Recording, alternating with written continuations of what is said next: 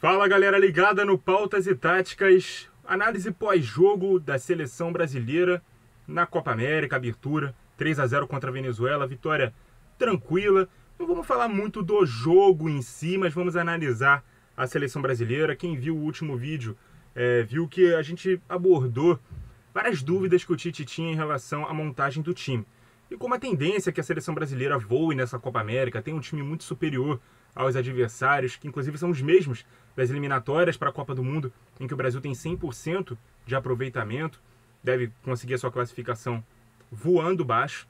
Então, nas eliminatórias vai ser um terreno muito perfeito para teste, até por conta do regulamento, né? 2 grupos de 5, 4 jogos nessa fase de grupos, 4 times passam dentre os 5 em cada grupo, então vai ter muito jogo para fazer esses testes. O grupo do Brasil nem está tão difícil assim. Haja visto o adversário, né? Que foi a Venezuela, 3-0, muito tranquilo. Mais tranquilo do que o próprio jogo de eliminatórias, em que o Brasil conseguiu vencer apenas por 1-0. Então vamos analisar o time, vamos ver que tipo de dúvidas o Tite ainda tem, que tipo de afirmações ele conseguiu ter a partir desse jogo. O sistema tático foi um 4-2-3-1, novamente o 4-2-3-1, que foi usado também contra o Equador, e a base do time foi a mesma. Alisson no gol, Danilo na lateral direita, Militão e Marquinhos na zaga. Dessa vez o Renan Lodge apareceu na lateral esquerda como titular. Nos 2 jogos das eliminatórias, o Alex Sandro foi o titular e o Lodge dessa vez teve mais uma vez a oportunidade. Ele que foi titular ao longo de todos os jogos pós-Copa América 2019, vinha ganhando chances, e agora nessa última data FIFA, o Alex Sandro meio que roubou a vaga dele, mas ele foi titular nessa partida. Casemiro e Fred novamente foram os volantes. Jesus na ponta direita, Paquetá centralizado, novamente como titular, ele que ficou no banco na partida contra o Paraguai, entrou e marcou o gol, tinha sido titular contra o Equador, mas foi para o banco nesse segundo jogo da última data FIFA. E o Neymar, novamente na ponta esquerda. Centralizado o Richarlison. Nas 2 últimas partidas ele testou nessa posição o Gabigol, dentro desse sistema tático, no 4-2-3-1, e o Firmino no 4-4-2. Mas vamos a algumas afirmações, né, que o Tite vem fazendo e algumas variações táticas que ele fez no time de ontem.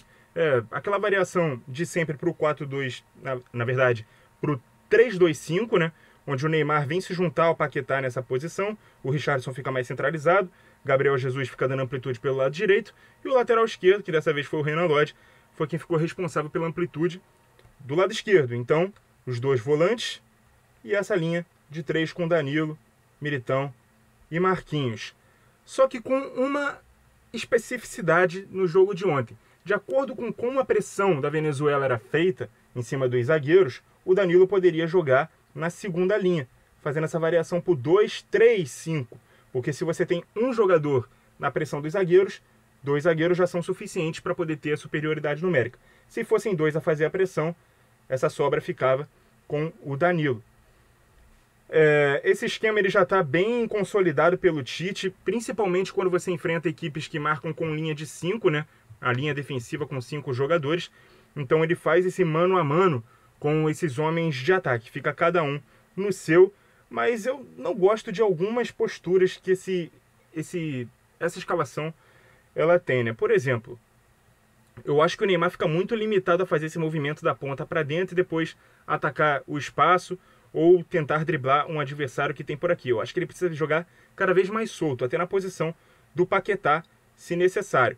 Outra coisa, ele tem essa variação, né? Ele vai utilizar o 4-4-2 e deu para perceber isso muito bem quando o adversário jogar com linha de 4, porque aí ele vai poder fazer aquele movimento de indução que a gente tinha falado na semana passada. Ele vai ter 2 jogadores por aqui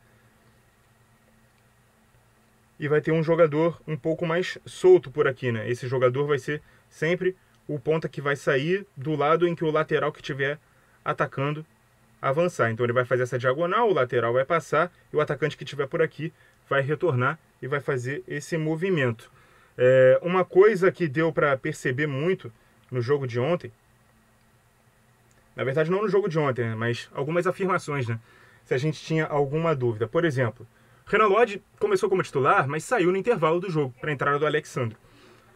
Ainda não tenho nenhuma informação se o Renan Lodge sofreu alguma lesão. Se você souber, você pode colocar nos comentários, ou se foi realmente por opção técnica. Mas dá para ver que o Alex Sandro está na frente nessa corrida com o Renan Lodge pela titularidade.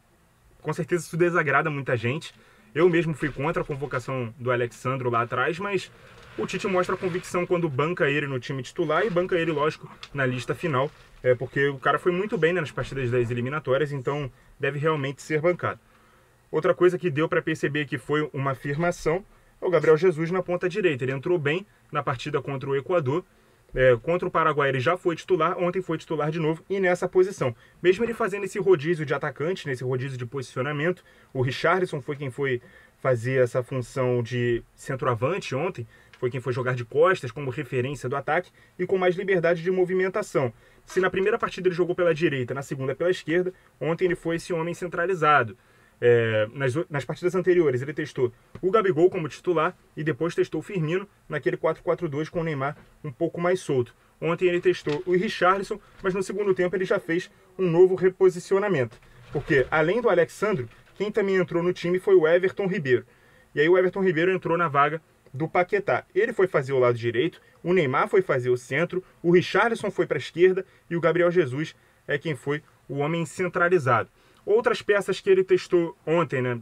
O Fabinho entrou no lugar do Fred, jogou ao lado do Casemiro. Quando o Richarlison saiu do jogo, o Vinícius Júnior entrou no lado esquerdo e o Gabigol entrou no lugar do Gabriel Jesus. Inclusive, o Gabigol fez o gol que fechou o caixão, né? Fez o terceiro gol. Marquinhos fez o primeiro, o Neymar fez o segundo de pênalti. O Gabigol com passe, com assistência do Neymar, que joga muito melhor quando está solto aqui, centralizado. Deu passe para que o Gabigol fechasse a conta. Bom, acho que o Tite ainda tem algumas dúvidas, mas são poucas. Primeiro, quanto ao posicionamento do Neymar. Segundo, quanto ao posicionamento do próprio Richarlison. E, lógico, quem vai ser esse centroavante aqui.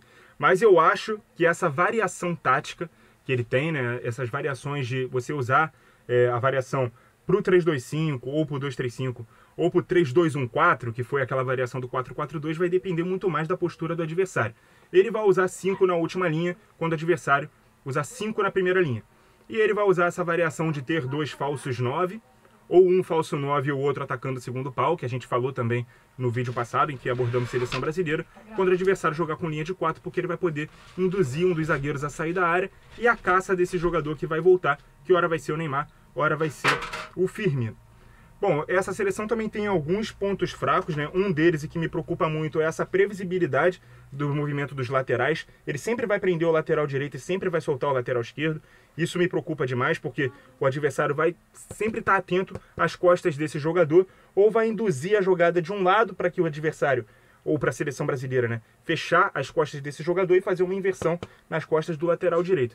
Isso me preocupa com certeza, de certa forma, porque o time fica muito previsível, a movimentação fica muito previsível, você tem 2 laterais fazendo sempre o mesmo movimento e não tem uma alternância. Um Alexandro você até pode ter um pouco mais, mas o Danilo não é o melhor cara para atacar, nem o Alexandro é o melhor cara para poder segurar o sistema defensivo.